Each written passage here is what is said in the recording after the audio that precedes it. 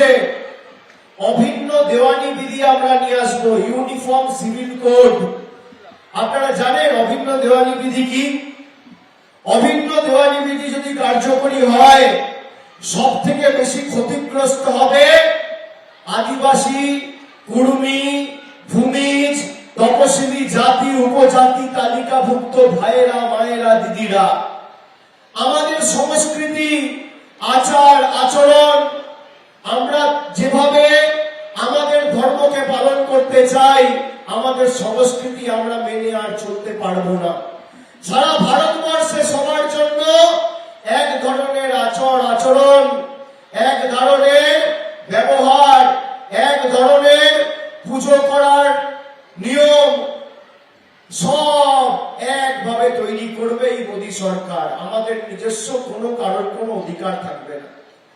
আদিবাসীদের বন, জমি, জঙ্গলের প্রতি যে অধিকার, সব চলে যাবে যদি ইউনিফর্ম সিভিল কোড আসে। এই ইউনিফর্ম সিভিল কোড, যাকে বাংলায় বলা হয় অভিন্ন দেওয়ানি বিধি, বিজেপি নিজের সংকল্প পত্রে এনেছে। এখানে ক্যামেরা রয়েছে, আমি ক্যামেরার সামনে বলছি, জ্যোতির্ময় মাহাতো যদি আসে, ভোট চাইতে তাকে দুটো প্রশ্ন জিজ্ঞেস করবে।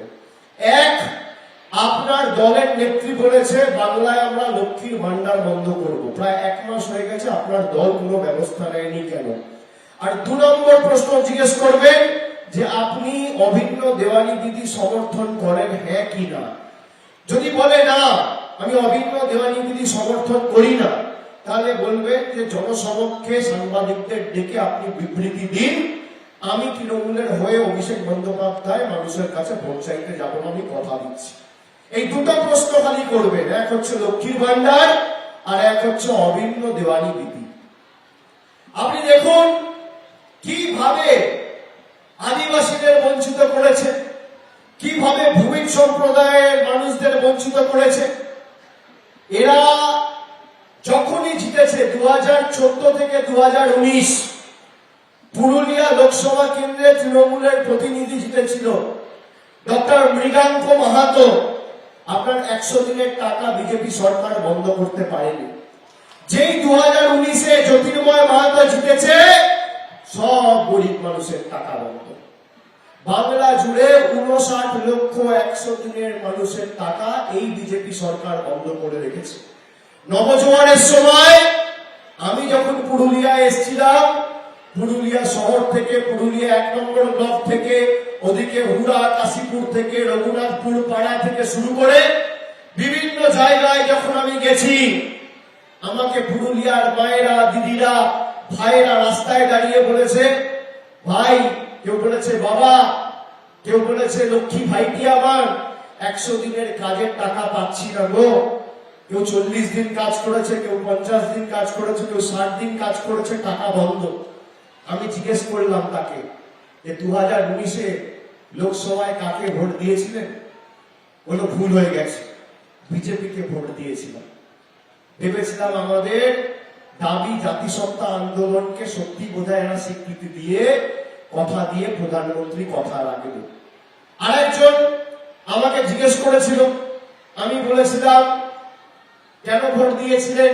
বলেছিল রাম মন্দিরের নামে ভোট দিয়েছিলাম, আমি 4 বছর ধরে অ্যাপ্লাই করেছি, আবাসের টাকা পাচ্ছি না। আমি বললাম ঠিক করেছে, আপনারা বোঝেন না যে মানুষের একটা গণতন্ত্রতে ক্ষমতা কি।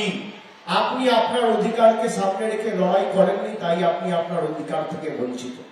আপনি রাম মন্দিরকে সামনে রেখে লড়াই করেছিলেন আর বিজেপিকে ভোট দিয়েছিলেন।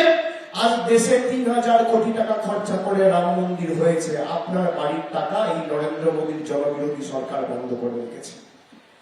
আপনি আপনার 100 দিনের টাকাকে সামনে রেখে ভোট দেননি, তাই বাংলার টাকা তুলে নিয়ে গিয়ে দিল্লিতে প্রধানমন্ত্রীর 20,000 কোটি টাকা খরচা করে বাসভবন তৈরি হচ্ছে, আর পুরুলিয়ার মানুষের আবাসের টাকা বন্ধ। তার কারণ আপনি ধর্মের নামে ভোট দিয়েছিলেন, কর্মের নামে ভোট দেননি।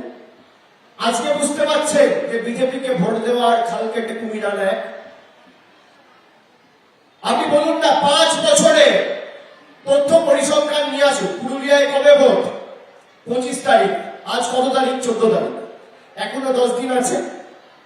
10 দিনের মধ্যে জ্যোতির্ময় সিং মাহাতোকে বলবো একটা মঞ্চ তৈরি করো, বাগমুন্ডিতে তো তোমার বাড়ি, বাগমুন্ডি বিধানসভাতেই তৈরি করো, একদিকে তুমি থাকবে আর একদিকে আমি থাকবো।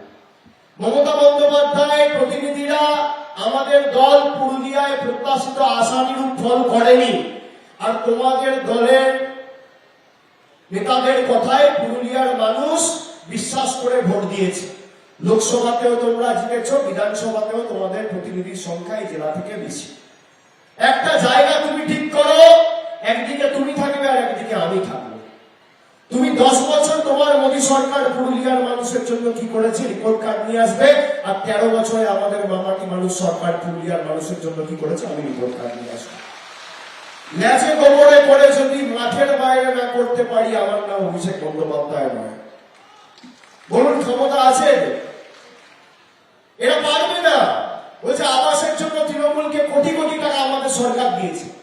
আমি প্রধানমন্ত্রীর পদের প্রতি মর্যাদা সম্মান জানিয়ে বলেছিলাম যে আপনি বাংলায় যখন সভা করতে আসবেন শ্বেতপত্রটা নিয়ে আসবেন, যে 2021 সালে আপনি হারার পর আর 2017-18 থেকে আবাসের যে তালিকা তৈরি হয়েছে, প্রধানমন্ত্রী বা বিজেপির কোন নেতা যদি প্রমাণ করতে পারে যে 10 পয়সা দিয়ে বাংলার সরকারকে গরিব মানুষের আবাসের টাকার জন্য কেন্দ্র সরকার 10 পয়সা পাঠিয়েছে, 10 পয়সা, আমি 1000 কোটি বলছি না, 2021-এর পর আর 17-18 আবাসের তালিকায় যদি 10 পয়সা বরাদ্দ পাঠিয়েছে শ্বেতপত্র প্রকাশ করে বিজেপির কোন নেতা দেখাতে পারে, আমি রাজনীতি থেকে চিরতরে বিদায় নেব। আমি কথা দিয়েছিলাম, আজকে 3 মাস হয়ে গেছে শ্বেতপত্র প্রকাশ করতে পারিনি।